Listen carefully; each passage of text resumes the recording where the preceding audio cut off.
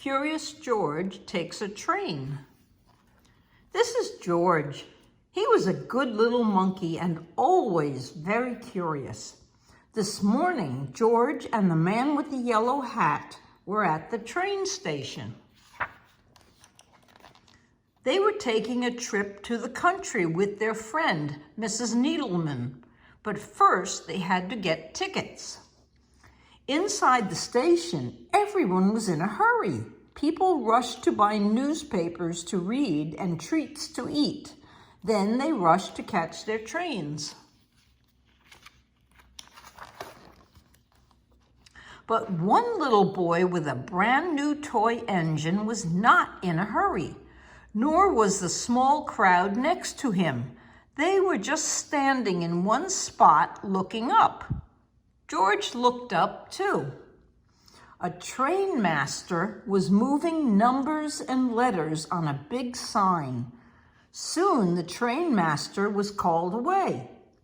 But his job did not look finished. George was curious. Could he help? George climbed up in a flash. Then, just like the train master, he picked a letter off the sign and put it in a different place. Next, he took the number 9 and put it near a 2.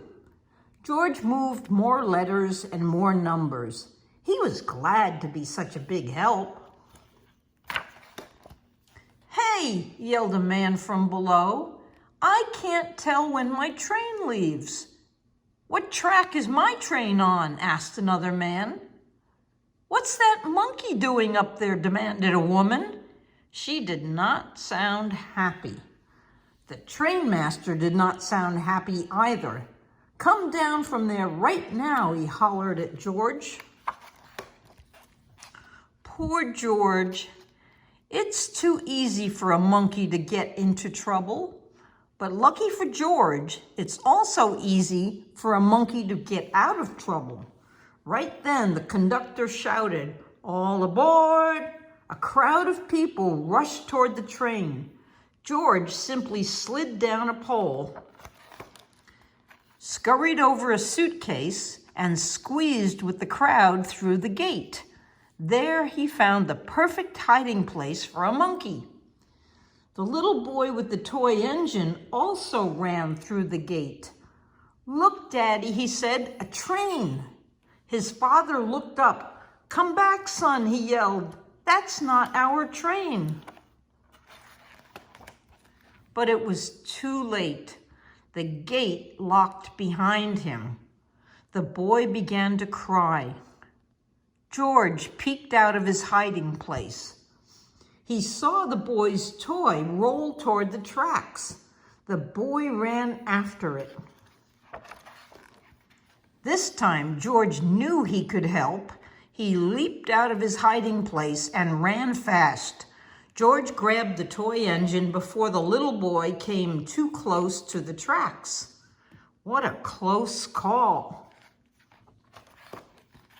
When the train master opened the gate, the boy's father ran to his son. The boy was not crying now. He was playing with his new friend. "So there you are," said the train master when he saw George.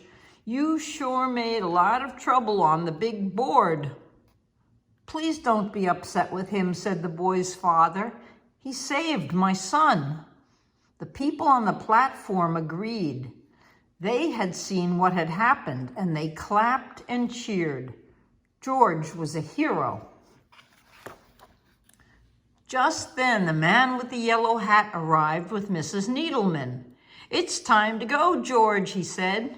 "Here comes our train." "This is our train, too," the father said. The little boy was excited. "Can George ride with us?" he asked.